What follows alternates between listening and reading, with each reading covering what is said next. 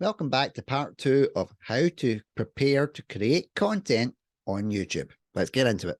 If you haven't watched part 1, I recommend you go back and check it out now, but I will combine both videos probably next week so you can watch them back to back. In this second part, I will give you 5 more tips on how to prepare yourself to create content on YouTube. Number 1, collaboration is key. I've said that a few times in these videos, and I will keep beating that drum because collaboration is a great thing when you're creating content online. I know that in the traditional entertainment industry, everybody keeps in their own little sectors and you're not allowed to intertwine, but online is a totally different ballgame. If you're collaborating with another podcast, even if they've not got as high a following as you, it's still a brand new audience that's getting exposed to you as a presenter, you as a brand, and you as a content creator. And some of them might jump over and give you a sub, just like some of your subs might go over to their channel. A lot of people may disagree with me, but I don't believe that anybody is a rival in the content creating game. We all have something to bring to the table, and we should be building each other up, not tearing each other down. So guess what? It's okay to help others. People might actually think you're a nice person if you do.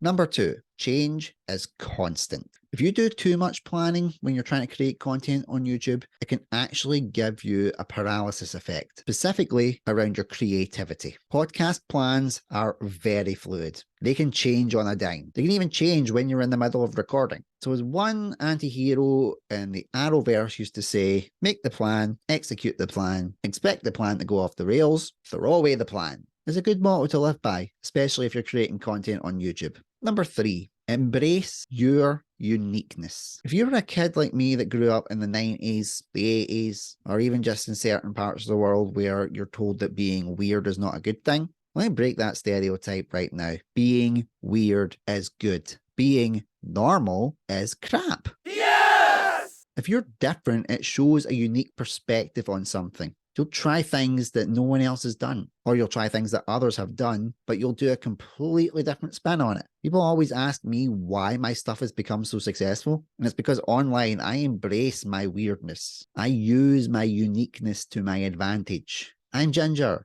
I have mental health issues. I think differently than quite a lot of other people. When I was a kid, I was told that was a bad thing. Now I'm a grown-ass man with kids of my own. I know that's a damn good thing. Number 4, ignore distractions. We've already covered haters, but they are not the only distraction when it comes to creating content. Things like low views, low subscribers, over-analyzing analytics, and a multitude of other things can cause a mental burnout. And that stops you creating content because you're so obsessed with the distractions. I know it's difficult to block them out. I struggle as well. What do content creators do first thing in the morning? Go into YouTube Studio and check their analytics. How do I know you do it? Because I do it. It's a hard habit to break. But if you become obsessed with the analytics and don't go back to enjoying the content, you're not actually going to get any of the subs that you want. They want to see you having fun. It's meant to be fun. Even if you want to make it a career, it should still be fun. Number 5, trust the process. You're going to doubt yourself every time you make a video. I'm doubting even making this video. You'll obsess over things. Is the lighting okay in this one? God, I look a state. Oh, I don't like my voice. Oh, you can see the sweat marks. Enough, okay?